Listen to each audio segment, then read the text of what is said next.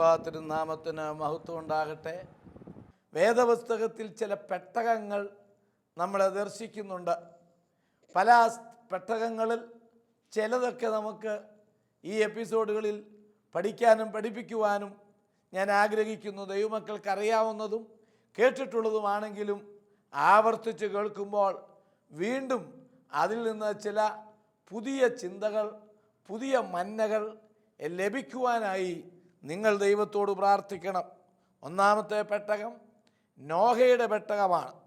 യഹോവയായിരിക്കുന്ന ദൈവം ഉൽപ്പത്തി പുസ്തകം നിങ്ങൾ വായിക്കുമ്പോൾ നോഹയുടെ പെട്ടകത്തെക്കുറിച്ച് 7-ാം അധ്യായത്തിൽ വ്യക്തമായി കാണുന്നുണ്ട്.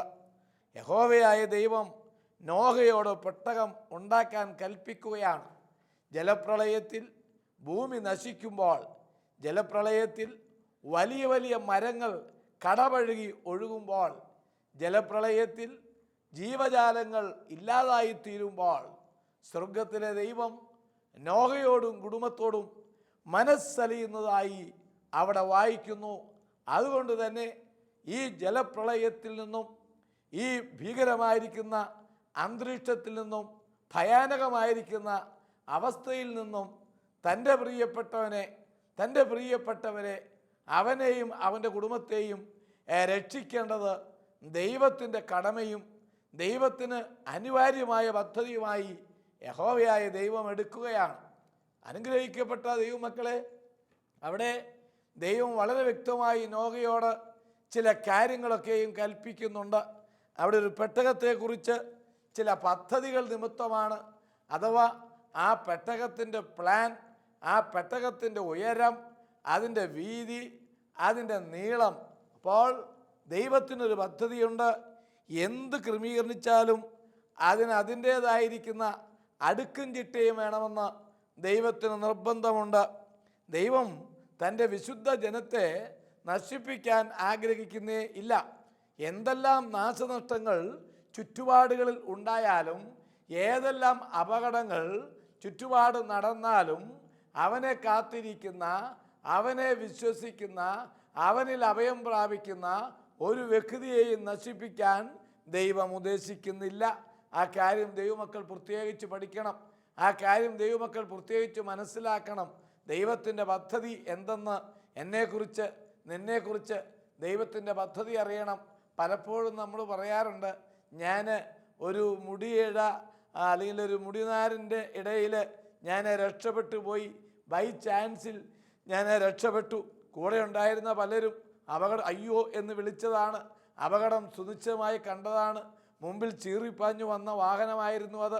എങ്ങനെയോ സൈഡ് മാറിപ്പോയി, ഞാൻ എങ്ങനെയോ ഒതുങ്ങിപ്പോയി, ഞാൻ ആ സൈഡിലേക്ക് മാറ്റി നിർത്തി, ആ വാഹനം ഇങ്ങനെയോ കടന്നുപോയി, ഞാൻ രക്ഷപ്പെട്ടു എന്നൊക്കെ വളരെ സന്തോഷത്തോടെ പറയുന്ന പലരെയും ഞാൻ കണ്ടിട്ടുണ്ട്. നീ രക്ഷപ്പെട്ടു എന്നുള്ളത് സത്യമാണെങ്കിലും നീ രക്ഷപ്പെട്ടതല്ല നിൻ്റെ മിടുക്കുകൊണ്ടുമല്ല, നിൻ്റെ സാമർഥ്യം കൊണ്ടുമല്ല, നിൻ്റെ ടാലൻ്റ് കൊണ്ടല്ല, നിൻ്റെ സ്കിൽ കൊണ്ടല്ല, മറിച്ച് സ്വർഗത്തിലെ ദൈവം നിന്നെ നശിപ്പിക്കാൻ ഇഷ്ടപ്പെട്ടില്ല. അനുഗ്രഹിക്കപ്പെട്ട ദൈവമക്കളെ, അതാണ് സത്യം.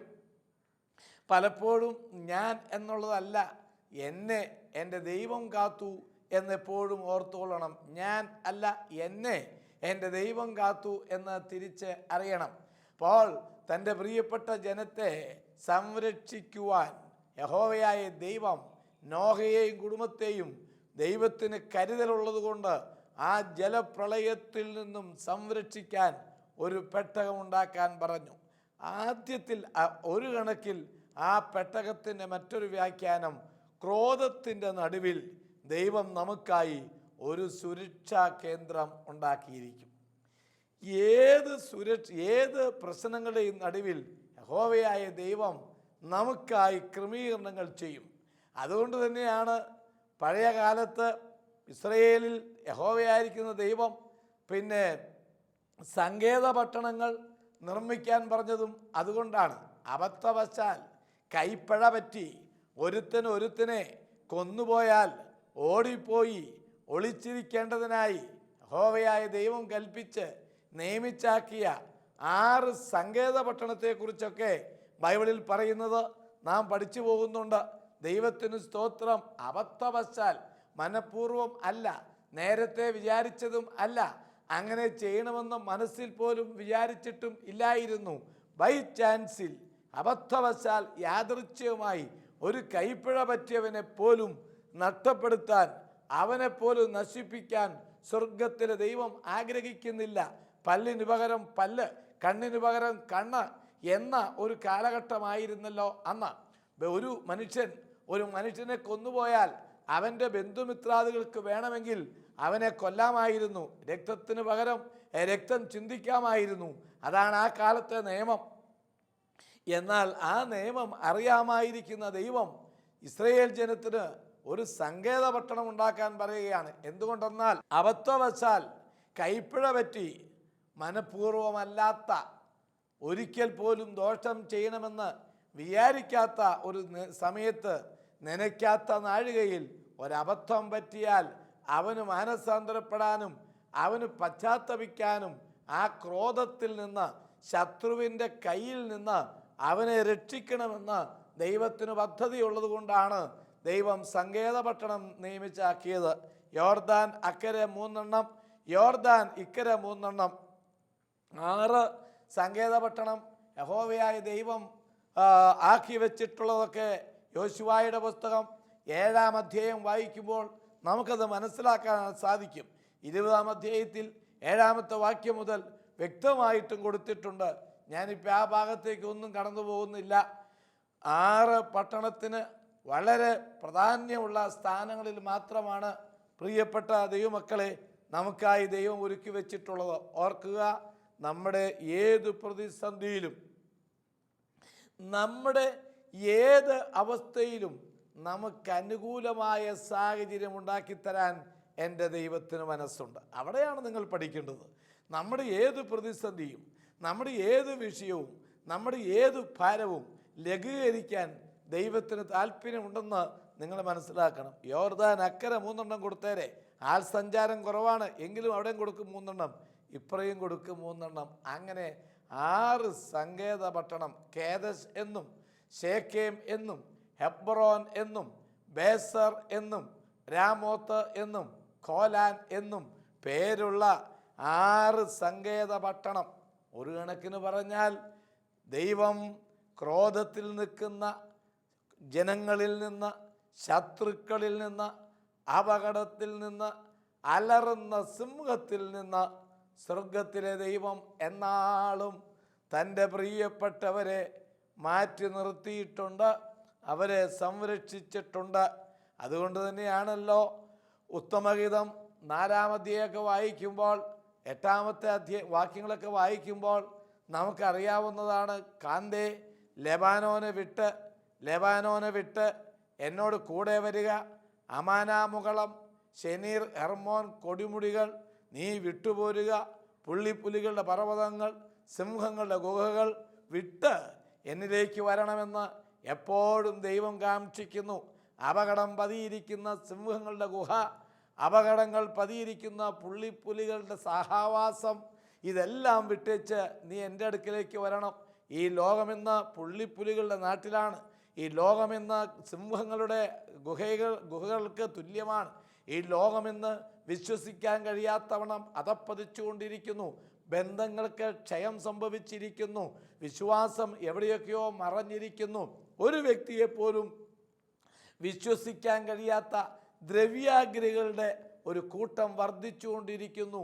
ഭക്തന്മാരില്ലാതെ പോകുന്നു. യഹോവേ എന്ന് വിളിച്ചപേക്ഷിക്കേണ്ട കാലഘട്ടമായിരിക്കുന്നു. അതാണ് ഞാൻ പറഞ്ഞത്.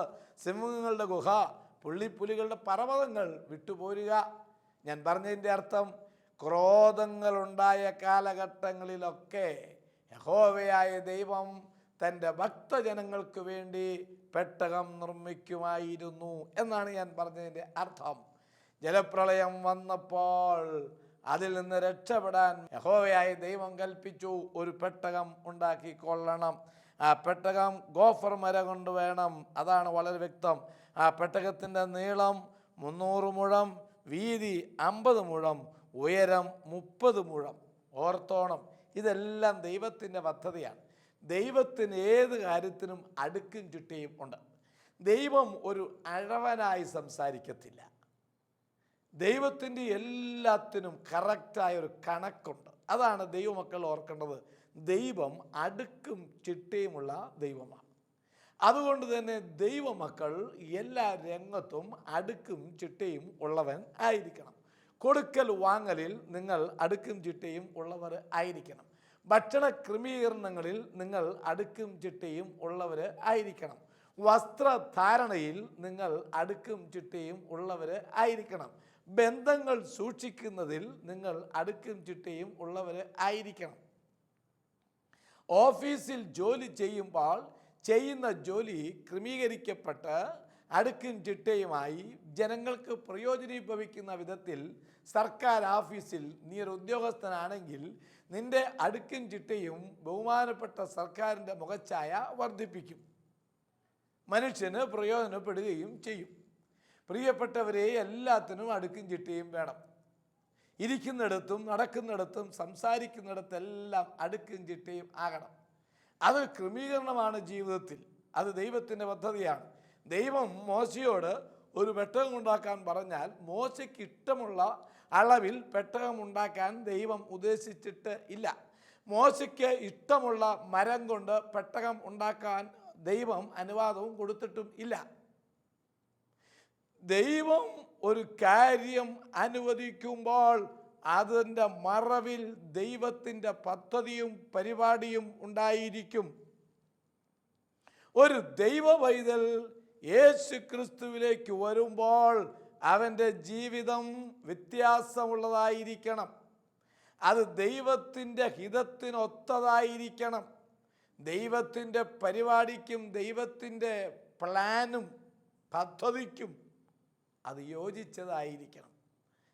മോശയോട് ദൈവം സമാഗമന കൂടാരം ഉണ്ടാക്കാൻ പറഞ്ഞപ്പോഴും അതിൻ്റെ അളവ് ദൈവം കൊടുത്തിരുന്നു.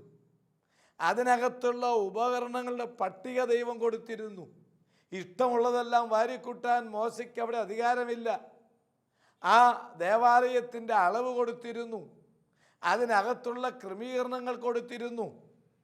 പ്രാകാരം ഇന്നടത്ത്, വിശുദ്ധ സ്ഥലം ഇന്നടത്ത്, അതിവിശുദ്ധ സ്ഥലം ഇന്ന ഭാഗത്ത്, അതിനകത്തുള്ള ചട്ടി ഇത്ര, കൊളുത്തിത്ര, മുള്ളിത്ര, താമര തൊട്ടി ഇവിടെ, കൃപാസനം അവിടെ, അഹരോന്റെ കെളുത്തവടി, മന്നായിട്ട് വെച്ചിരിക്കുന്ന ചെപ്പ, യാഗപീഠങ്ങൾ ഞാൻ വിവരിക്കുന്നില്ല.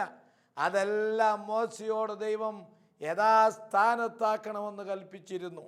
എന്നെ കേൾക്കുന്ന സ്നേഹമുള്ള ദൈവമക്കളെ, നമ്മുടെ കുടുംബം യഥാസ്ഥാനപ്പെടണം. നമുക്കിഷ്ടമുള്ള ഭക്ഷണം കഴിപ്പാൻ ദൈവം നമ്മെ അനുവദിച്ചിട്ടില്ല. നമുക്കിഷ്ടമുള്ള രീതിയിൽ വസ്ത്രം ധരിച്ച് മനുഷ്യർക്ക് കോലമായി തീരുന്ന പരിഹാസത്തിനിടയാക്കുന്ന വസ്ത്രരീതി ദൈവം അനുവദിച്ചിട്ടില്ല. ഒരു ദൈവ പൈതലിന് പോകേണ്ട സ്ഥലത്തെക്കുറിച്ച് ദൈവം പറഞ്ഞിട്ടുണ്ട്. ദുഷ്ടന്മാരുടെ ആലോചന പ്രകാരം നടക്കുക അരുത്. ഇത് ദൈവത്തിൻ്റെ പദ്ധതിയാണ്. ദൈവം ഒരു നീതിമാനോട് പറയുന്നത്, നീ ശ്രദ്ധിക്കണം, നീ ഒരിക്കൽ പോലും ദുഷ്ടൻ്റെ ആലോചന പ്രകാരം നടക്കാൻ ഞാൻ നിന്നെ അനുവദിച്ചിട്ടില്ല. എവിടെയും നിനക്ക് ഇരിക്കാനുള്ള അവകാശം ഞാൻ നിനക്ക് തരുന്നില്ല. നീ ഇരിക്കേണ്ടത് പരിഹാസികളുടെ ഇരിപ്പിടത്തിൽ അല്ല തന്നെ. നീ പരിഹാസികളുടെ ഇരിപ്പിടം സ്വീകരിക്കരുത്. പരിഹാസികൾ നിനക്ക് ഇരിപ്പിടം ഒരുക്കും, നീ അത് വേണ്ടെന്ന് വെക്കണം. ലോകം നിനക്ക് പ്രലോഭനങ്ങൾ തരും, അതിനെ നീ മറികടക്കണം. യൗസേപ്പിന് ഒത്തിരി പ്രലോഭനമാണ് പൊത്തിഫേറിൻ്റെ ഭാര്യ കൊടുത്തത്, അത് വേണ്ടെന്ന് വെച്ചു. നമുക്കതിന് കഴിയണം. അളവുണ്ടാകണം, ക്രമീകരണങ്ങളുണ്ടാകണം, അടുക്കും ചിട്ടയുമാകണം.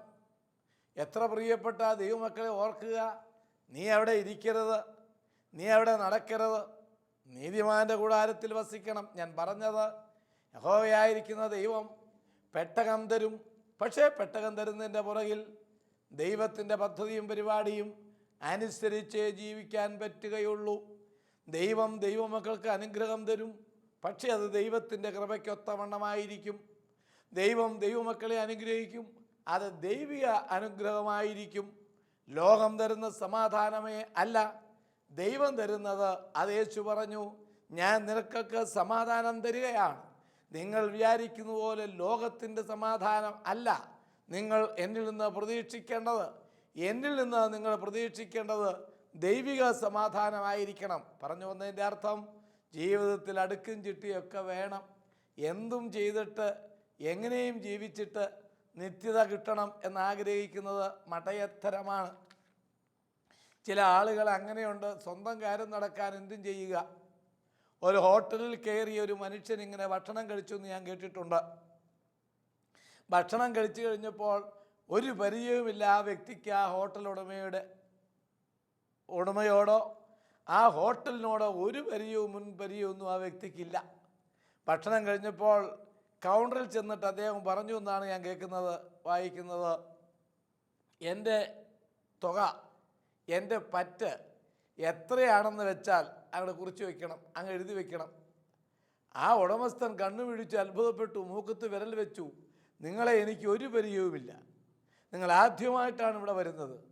നിങ്ങൾ കഴിച്ച ഭക്ഷണത്തിൻ്റെ ബില്ല് അടയ്ക്കാൻ നിങ്ങൾ ബാധ്യസ്ഥനാണ്. പിന്നെ അത് പറ്റെഴുതി വയ്ക്കുക എന്ന് പറയുന്നത് മര്യാദയാണോ? എനിക്ക് നിങ്ങൾ പരിചയമില്ലല്ലോ എന്ന് പറഞ്ഞപ്പോൾ വളരെ ശാന്തമായി കോപിക്കാതെ അദ്ദേഹം പറഞ്ഞു, ഇങ്ങനെ എഴുതിയാണ് പരിചയപ്പെടുന്നത്. നടപ്പുള്ള കാര്യമാണോ പ്രിയപ്പെട്ടവരെ? ഒരിക്കലും നടക്കത്തില്ല. ഞാൻ പറഞ്ഞു വന്നത്, ദൈവത്തിൻ്റെ പദ്ധതി അനുസരിച്ച് മുമ്പോട്ട് പോകണം. ദൈവത്തിൻ്റെ പ്ലാൻ അനുസരിച്ച് മുമ്പോട്ട് പോകണം. ദൈവം തരുന്ന അളവ് മറന്നു പോകരുത്. അപ്പോൾ ഈ പെട്ടകത്തിന് എന്തൊക്കെ ക്രമീകരണങ്ങളുണ്ടോ അതെല്ലാം ചെയ്യണം. കർത്താവിൻ്റെ വേലയിലേക്ക് വരുമ്പോൾ ആ കാര്യം ദൈവമക്കൾ മനസ്സിലാക്കണം. ഈ പെട്ടകത്തിന് നമുക്ക് ക്രോധത്തിൽ നിന്നും ദൈവജനത്തെ രക്ഷിക്കാനായി ദൈവം ഉണ്ടാക്കിയ, ദൈവം തെരഞ്ഞെടുത്ത ഒരു പെട്ടകമായി ഇതിനെ കാണേണ്ടതാണ്. ഉദാഹരണമായി ചിന്തിച്ചു നോക്കുമ്പോൾ ഈ പെട്ടകം അക്രമങ്ങളിൽ ജനം നഷ്ടപ്പെടാതെ അധികമായ ദുഃഖത്തിൽ നിന്ന് ജനം രക്ഷപ്പെടാൻ, പ്രതിസന്ധിയുടെ നടുവിൽ നിന്ന് ജനത്തിന് രക്ഷ നേടാൻ ഉണ്ടാക്കിയ ഏക മാർഗം ഈ പെട്ടകമാണ് എങ്കിൽ, നമ്മുടെ കർത്താവായിരിക്കുന്ന യേശു ക്രിസ്തു നമുക്കായി രക്ഷയൊരുക്കിയ ഏക പെട്ടകമാണ്. ഇടം വലം തിരിച്ചറിയാത്ത പാവങ്ങളെ, നിരപരാധികളെ നിത്യതയിലേക്ക് എത്തിക്കുവാൻ ദൈവം ലോകത്തിന് പണിതു കൊടുത്ത ഒരു പെട്ടകമാണ് സാക്ഷാൽ എൻ്റെ യേശു. അവൻ ക്രൂശുകളുടെ മധ്യത്തിൽ, ചരിത്രത്തിൻ്റെ മധ്യത്തിൽ, അഖിലാണ്ടത്തിൻ്റെ മധ്യത്തിൽ എനിക്കും നിനക്കുമായി ഒരു പെട്ടകമായി രൂപാന്തരപ്പെട്ടു. ആ മോശയുടെ കാലത്ത് രക്ഷപ്പെടാൻ ഒരൊറ്റ വഴിയേ ഉള്ളായിരുന്നുള്ളൂ. അത് നോഹയുണ്ടാക്കിയ പെട്ടകം. നോഹയുടെ കാലത്ത് രക്ഷപ്പെടാൻ മറ്റൊരു വഴിയും ഉണ്ടായിരുന്നില്ല. ആ വഴി ഒന്നേ ഉണ്ടായിരുന്നുള്ളൂ. രക്ഷപ്പെടണമോ, നോഹയ്ക്കും നോഹയുടെ കുടുംബത്തിനും ജീവൻ വേണമോ, നിത്യജീവൻ വേണമോ, സുരക്ഷ വേണമോ, ആ പെട്ടകത്തിൻ്റെ ഉള്ളിൽ കയറണം എന്ന് യഹോവയായ ദൈവം അവരോട് നിർബന്ധിച്ചു. വളരെ വിനയത്തോടെ എനിക്ക് പറയാനുള്ളത്, ഈ കാലഘട്ടങ്ങളിൽ എൻ്റെ പ്രിയപ്പെട്ട ദൈവമക്കളെ, രക്ഷ കൊതിക്കുന്നുണ്ടോ? രക്ഷപ്പെടണമെന്ന് ആഗ്രഹമുണ്ടോ? ക്രിസ്തു എന്ന ഏക പെട്ടകമേ നിങ്ങളുടെ മുമ്പിലും എൻ്റെ മുമ്പിലും ഉള്ളൂ. Praise the Lord. ആ പെട്ടകത്തിൻ്റെ ഉള്ളിൽ കയറുക തന്നെ ചെയ്യണം. ആ ക്രിസ്തുവിനെ വിശ്വസിക്കുക തന്നെ ചെയ്യണം. ആ യേശുവിൽ വിശ്വസിച്ച് നിത്യജീവൻ പ്രാപിക്കുക.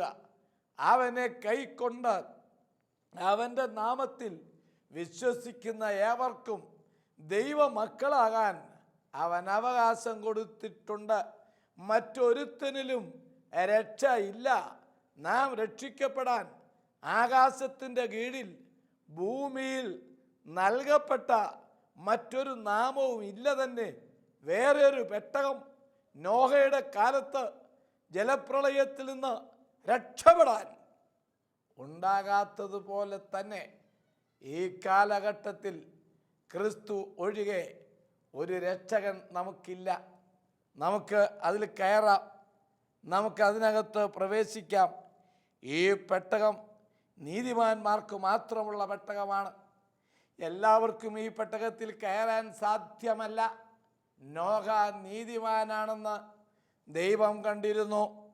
ഉൽപ്പത്തി പുസ്തകം വായിക്കുമ്പോൾ അറിയാം. 7-ാം അധ്യായം 1-ാമത്തെ വാക്യം മുതൽ വായിക്കുമ്പോൾ നമുക്കത് മനസ്സിലാകും. ഇത് നീതിമാന്മാർക്കുള്ള പെട്ടകമാണ്. കള്ളന്മാർക്കും അനീതി പ്രവർത്തിക്കുന്നവർക്കും ദ്രവ്യാഗ്രഹികൾക്കും ഉള്ള പെട്ടകമല്ല ഇത്. അതുകൊണ്ട് എൻ്റെ പ്രിയപ്പെട്ട ദൈവമക്കളെ, കർത്താവ് പറഞ്ഞു, ദ്രവ്യാഗ്രഹികൾക്കുള്ളതല്ല, വമ്പ് പറയുന്നുള്ളവർക്കല്ല, സ്വയംഭോഗികൾക്കല്ല, പിന്നെയോ യേശു ക്രിസ്തുവിൻ്റെ രക്തത്തിൽ അങ്കി അലക്കി വെളുപ്പിച്ചവർക്ക് മാത്രമായി ഒരുക്കി വെച്ചിട്ടുള്ളതാണ് രക്ഷ എന്ന് നിങ്ങൾ അറിയണം. ശിശുക്കൾക്ക് ഉള്ളതാണ് ഈ സ്ഥലം. നിങ്ങൾ തിരിഞ്ഞ് ശിശുക്കളെ പോലെ ആകണം. നിങ്ങൾ തിരിഞ്ഞ് നിഷ്കളങ്കരാകണം. നിങ്ങൾ തിരിഞ്ഞ് ജീവിത വിശുദ്ധി കണ്ടെത്തണം. ഈ പെട്ടകത്തിനൊരു പ്രത്യേകത ഉള്ളത്, ഇത് നീതിമാനും കുടുംബത്തിനും കടക്കാനുള്ള പെട്ടകമാണ്. ദൈവരാജ്യം ആർക്ക്? എൻ്റെ രാജ്യം ഐഹികം അല്ല. എൻ്റെ രാജ്യത്ത് ആര് കടക്കും? കള്ളന്മാർക്ക് കടക്കാൻ പറ്റുക ഇല്ല. പിന്നെ ദൈവത്തെ അറിയാത്ത ദ്രവ്യാഗ്രഹികൾക്കും ഇതിനകത്ത് ഞാൻ സ്ഥാനം കൊടുത്തിട്ടേ ഇല്ല. അനുഗ്രഹിക്കപ്പെട്ട ദൈവമക്കളെ, മറക്കാതിരിക്കുക. അവനെ കൈക്കൊണ്ട് അവൻ്റെ നാമത്തിൽ വിശ്വസിക്കുന്ന ഏവർക്കും മറക്കാതിരിക്കുക. അവൻ രക്ഷ ഒരുക്കിയിട്ടുണ്ട്. അത് ക്രിസ്തുവിൻ്റെ അനുഗ്രഹിക്കപ്പെട്ട മാറിടമാണ്. അവിടെ നമുക്ക് രക്ഷയുണ്ട്. അവിടെയാണ് നമുക്ക് നിത്യജീവൻ. ഈ സത്യം ഒരിക്കലും നിങ്ങൾ മറക്കരുത്. ഈ പെട്ടകത്തിൻ്റെ 1-ാമത്തെ പ്രത്യേകതയാണ് ഞാൻ പറഞ്ഞത്. ഇത് നീതിമാന്മാർക്കുള്ള പെട്ടകമാണ്. ഇത് ക്രോധത്തിൽ നിന്ന് ജനത്തെ രക്ഷിക്കാൻ ദൈവമുണ്ടാക്കിയിട്ടുള്ള പെട്ടകമാണ്. ഈ പെട്ടകം വെള്ളം കയറുമ്പോൾ താഴ്ന്നു പോകാനുള്ള പെട്ടകമേ അല്ല. ഈ പെട്ടകം വെള്ളത്തിൻ്റെ മുകളിൽ ഉയർന്നു നിൽക്കാനുള്ള പെട്ടകമാണ്. ഉൽപ്പത്തി പുസ്തകം 7-ാം അധ്യായം വായിക്കുമ്പോൾ 17-ാമത്തെ വാക്യത്തിലൊക്കെ അത് പ്രതിപാദിക്കുന്നുണ്ട്. ഇത് ഉയരാനുള്ള പെട്ടകമാണ്. ഇത് വെള്ളത്തിൻ്റെ മേൽ നിൽക്കാനുള്ള പെട്ടകമാണ്. വെള്ളത്തിൻ്റെ അടിയിൽപ്പെടാനുള്ള പെട്ടകമല്ല. ഇത് പ്രതിസന്ധിയെ അതിജീവിക്കാനുള്ള പെട്ടകമാണ്. ഇത് പാപത്തിനെ അതിജീവിക്കുന്ന പെട്ടകമാണ്. ഇത് മ്ലേച്ഛതയെ മാറ്റി നിർത്തുന്ന പെട്ടകമാണ്. ഇതൊരിക്കലും താഴോട്ട് പോകാനുള്ള പെട്ടകം അല്ല. ദൈവവിശ്വാസിയെ, നീ ഒരിക്കലും താഴേക്കല്ല, നീ ഉയരങ്ങളിലേക്കാണ്. പ്രാർത്ഥിക്കുന്ന ദൈവപൈതലേ, നീ ഒരിക്കലും ക്ഷയിക്കുകയല്ല, നീ വികസിക്കുകയാണ് ചെയ്യുന്നത്. നീ മറക്കാതിരിക്കുക. നീ ദൈവത്തെ സ്തുതിക്കുക. നിനക്ക് ദൈവത്തെ മഹത്വപ്പെടുത്താനുള്ള കൃപ ദൈവം തരുന്നുണ്ട്. അത് മനസ്സിലാക്കണം. താഴ്ന്നു പോകുന്ന പെട്ടകം അല്ല ഇത്. ഈ പെട്ടകത്തിൻ്റെ ഉള്ളിൽ കയറിയാൽ നിനക്ക് പെട്ടകം ഉയർന്നു നിൽക്കുന്നത് പോലെ തന്നെ നിനക്കും ഉയർന്നു നിൽക്കാം. ഈ പെട്ടകം എവിടെയാണോ നിൽക്കുന്നത് അവിടെ നിനക്ക് നിൽക്കാം. അതെൻ്റെ കർത്താവ് പറഞ്ഞു, ഞാൻ നിങ്ങൾക്ക് സ്ഥലം ഒരുക്കാനായിട്ട് പോകുന്നു. ഞാൻ സ്ഥലം ഒരുക്കിയാൽ ഞാൻ ഇരിക്കുന്നിടത്ത് നിങ്ങളും ഇരിക്കും. അവിടെയാണ് എൻ്റെ മർമ്മം. ഈ നോഹയുടെ പെട്ടകം വെള്ളത്തിൻ്റെ താഴെ പോകത്തില്ല. നോഹയുടെ പെട്ടകം വെള്ളത്തിൻ്റെ അടിയിൽപ്പെട്ട് മുങ്ങിത്തപ്പുകയും ഇല്ല. നോഹയുടെ പെട്ടകത്തിൻ്റെ ഉള്ളിൽ വെള്ളം കയറുകയും ഇല്ല. വെള്ളത്തിൻ്റെ മുകളിലാണ് പെട്ടകം. പെട്ടകത്തിൻ്റെ അകത്ത് വെള്ളം ഇല്ല. വെള്ളത്തിൻ്റെ പുറത്താണ് പെട്ടകം. പ്രതിസന്ധിയെ ജയിക്കുന്നവനാണ് ദൈവമക്കൾ. പ്രതിസന്ധി ദൈവമക്കൾക്ക് കീഴേ ആണ്. പ്രതിസന്ധി ദൈവമക്കളുടെ മുകളിൽ അല്ല. പരിഹാസങ്ങൾ ദൈവമക്കൾക്ക് താഴെയാണ്. പരിഹാസത്തിൽ ഉള്ളിൽപ്പെടുന്നവരല്ല ദൈവമക്കൾ. നിങ്ങളുടെ ഹൃദയം കലങ്ങരുത്. എന്നിൽ വിശ്വസിപ്പീൻ, എൻ്റെ പിതാവിലും വിശ്വസിപ്പീൻ. എൻ്റെ ഭവനത്തിൽ, എൻ്റെ പിതാവിൻ്റെ ഭവനത്തിൽ അനേക വാസസ്ഥലങ്ങൾ ഉണ്ട്. എന്നെ കേൾക്കുന്ന സ്നേഹിത, ഈ രോഗം നിന്റെ നാശത്തിനല്ല, ഈ പ്രതിസന്ധി നിന്റെ അവസാനത്തിനല്ല. ഏതെങ്കിലും മക്കളോ ഏതെങ്കിലും പ്രിയപ്പെട്ട കുഞ്ഞുങ്ങളോ എപ്പോഴെങ്കിലുമൊക്കെ വഴിതെറ്റിയിട്ടുണ്ടെങ്കിൽ നീ മുട്ടിപ്പായി പ്രാർത്ഥിക്കുക. അവരെന്നേക്കും വഴിതെറ്റാനുള്ളവരല്ല. നിന്റെ പ്രാർത്ഥന അവരെ മടക്കിക്കൊണ്ടുവരും. നിന്റെ കണ്ണുനീർ അവരെ തിരികെ കൊണ്ടുവരും. ദൈവം അനുഗ്രഹിക്കട്ടെ. ദൈവത്തിന് സ്തോത്രം.